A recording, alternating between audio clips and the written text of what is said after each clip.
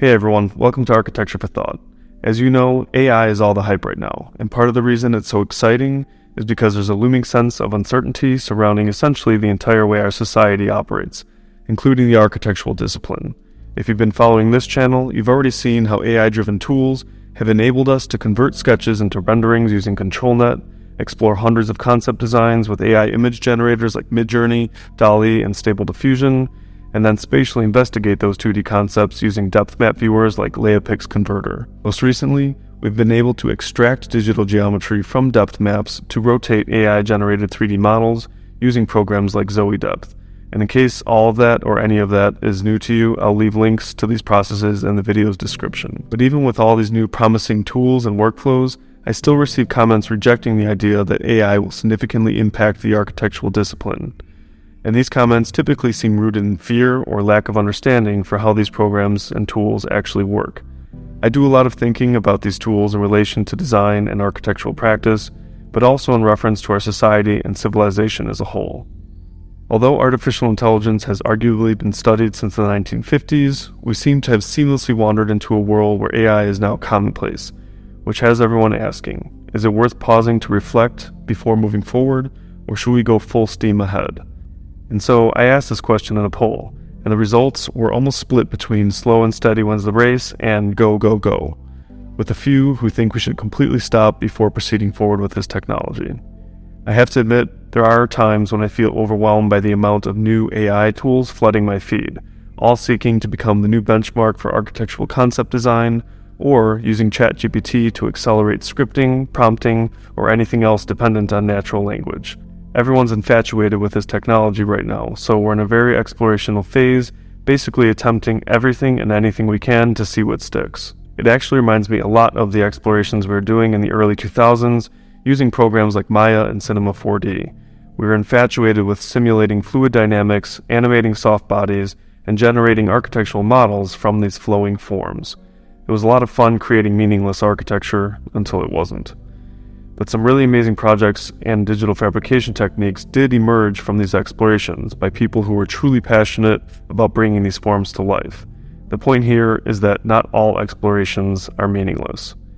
You've probably seen some influencers and even some impactful players in the architectural profession playing into the doom and gloom narrative of a dystopian, robot-governed cyberpunk future where it's always dark and everything is clad in rusty metal framed in LED lighting. This is a very pessimistic view of how our society might evolve if we allow technology to take authorship of civilization, and I don't subscribe to that vision. Part of the reason I wanted to make this video is to try and encourage or inspire architects to imagine an alternative future. One where AI is our partner, where natural and artificial intelligence coexist to elevate one another. But you may be thinking, AI will supersede us, so why does it need us? I don't reject the idea that AI may develop into a species of its own, but even then there will exist gradations between natural and artificial intelligence that negotiate the differences the same way that we can still interact with other species on this planet. The AI we continue to directly interact with will continue to operate on the data that we feed it, and each new dataset will represent a slice in time that represents our current way of thinking, acting, and how we understand the world around us, compounded with all the previous datasets.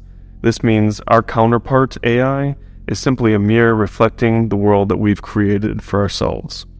Of course, we can edit, restrict, rewrite, and program versions of AI to operate however we please. But I believe the fear arises when we imagine a species of AI that evolves beyond our capacity to comprehend, where a neural network gains the ability to construct realities of its own and that are perhaps not aligned with our best interest. You're probably starting to hear that align word a lot in conversations about AI. There's no doubt that a rogue technology could pose a very real threat to civilization and mankind as we know it. But that's why the as we know it part needs more attention by people like us. Because yes, AI could potentially trigger a nuclear catastrophe or scramble all shipment logistics across the world, or even infect self-driving vehicles causing chaos in the streets. But this is why the as we know it part needs to change. There are solutions, and we will implement more fail-safe thresholds to prevent these hypothetical situations from happening. So for now, we must observe these tools as advanced algorithms that we've trained to perform tasks that are apparently mundane enough to be replicated with enough data and scripting. And now for the very controversial topic of AI-generated architectural design. I said this in a recent podcast with Dmitry Ponchnikov on his channel, the Design Studio Academy, and also during a research interview with a student at ETH Zurich. I believe design is dead, as we know it, so hear me out. One of the interesting anti-AI comments I received was in reference to my Midjourney video showing how to generate interior and exterior views. The commenter stated that they've been experiencing phases of extreme fear in reference to these new AI tools, but then regained comfort after realizing how superficial the tools currently are. And they're right. Many of these images I've been generating using AI are extremely superficial, but I think that's exactly the point. Design, in many cases nowadays, is very superficial. People want the aesthetic look of certain styles without understanding the origin of why those styles have come to be. And in the rare occasion that form still follows function, the materials or methods of production have often been compromised from the original to save on production cost or time. Design has basically become an exercise utilizing a visual vocabulary of facade treatments at almost all scales and typologies. And we know this because these vocabularies have become datasets for the AI programs to reference and generate designs from. Even phenomenological concepts that generate emotions can be associated with certain proportions, lighting, colors, and composition that can be categorized and fed to the AI as datasets for it to create from. And I think that's okay. I think it's rather humbling to imagine that we thought humans were so unique to obtain the ability to create or be creative with socially constructed ideas or self-actualized concepts that we celebrate with one another. I do believe design will still exist in this legacy form, and people will cherish it, the same way they find novelty in riding horses or buying hand-turned pottery. But what this really does for designers and architects is relinquish us from the tasks we've associated with creativity, such as composition, aesthetics, themes, and ornamentation, and by freeing us from those tasks, we can refocus our attention and efforts on new or underdeveloped agendas within the architectural practice and within our society. If you follow this channel, you already know that this is the real mission behind these videos, to promote emergent technologies and workflows that relinquish us from the repetitive tasks that can be automated and allow us to explore new avenues of creativity and freedom. As humans, we pride ourselves on being creative, but we can't become complacent in what we determine to be a creative task. Creativity is about using your imagination to pursue original ideas.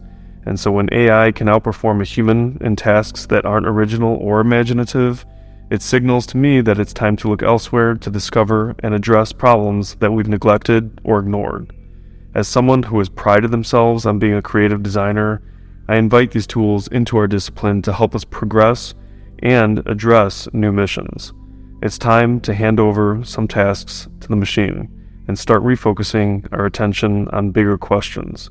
I believe this is why discussions regarding purpose, truth, meaning, and consciousness are starting to surface at the forefront of many political, cultural, and social narratives. We as a species are attempting to uniformly advance our philosophical understanding of our purpose and place on this planet.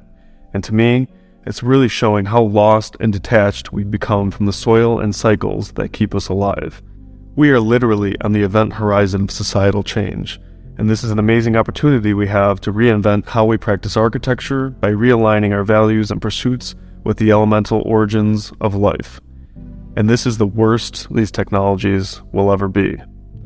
Thanks for listening, and I'll see you next time.